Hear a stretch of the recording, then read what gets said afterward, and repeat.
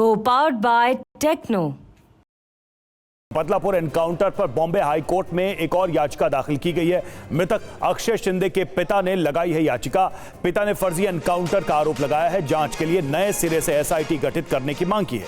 High court में आज सुबह 11 बजे इस पर सुनवाई है। हाई कोर्ट में अब तक 3 याचिकाएं दाखिल की जा चुकी।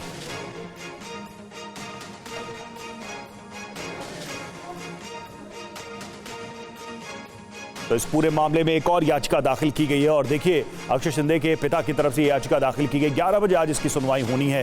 3 याचिकाएं अब तक इस पर दाखिल, इस मामले पर, इस एनकाउंटर को लेकर दाखिल की जा चुकी है।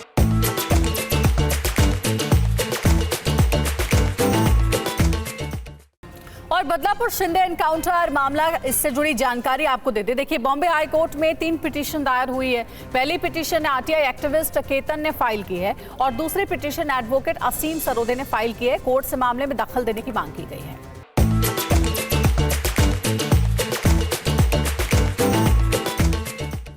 तीसरी पिटीशन की बात करें, अक्षय शिंदे के पिता की तरफ से ये पिटीशन दायर की गई है और एनकाउंटर को फर्जी बताया गया। इसमें जांच के लिए नए सिरे से एसआईटी गठित करने की मांग की गई है। सुबह 11 बजे इस पर आज होनी है सुनवाई। तो ये है अक्षय शिंदे एनकाउंटर मामले में लेकर अब तक 3 जो पिटीशंस दायर की गई हैं उसको लेकर बड़ी जानकारी।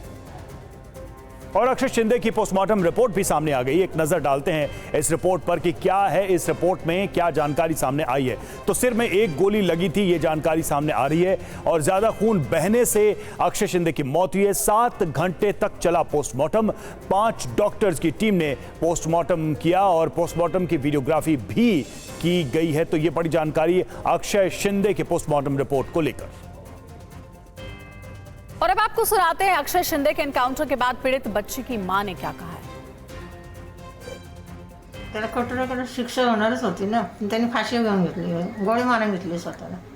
जर लोकांच्या तावे सापडलं असतं तो मेलाच असता कोत्ते मोतने।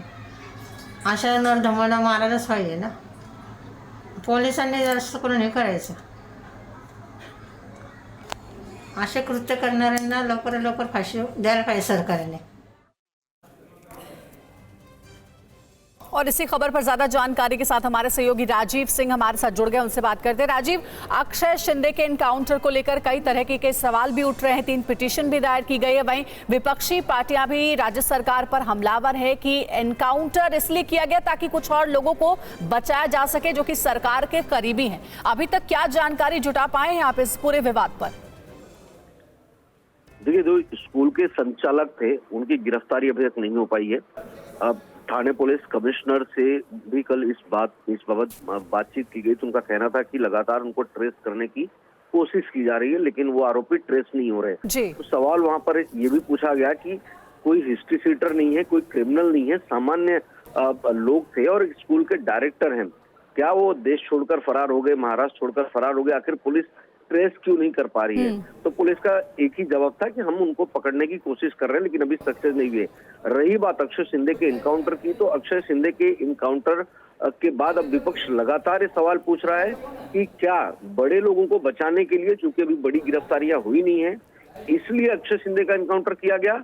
वहीं दूसरी तरफ सत्ता पक्ष के लोग कह रहे हैं कि कल तक यही लोग उसी दिन फांसी देने की मांग कर रहे थे और अब जो है सवाल पूछ रहे हैं जी। लेकिन सबसे बड़ी बात यह है कि जिस तरह से अब अक्षय शिंदे के पिता ने फेक इनकाउंटर का आरोप लगाकर हाई कोर्ट में पिटीशन फाइल किया है, इसके अलावा 2 अलग अलग और पिटीशन है, इसमें आज हाई कोर्ट की हेयरिंग होनी है। अगर हाई कोर्ट इसमें किसी प्रकार का ऑब्जर्वेशन देता है थाने पुलिस के खिलाफ तो थाने पुलिस के लिए मुश्किल खड़ी हो सकती है। वहीं दूसरी तरफ अक्षय शिंदे की पोस्टमार्टम रिपोर्ट भी आ गई है जिसमें ये पता चला है कि अक्षय के सिर में गोली लगी थी, एक ही बुलेट लगा था।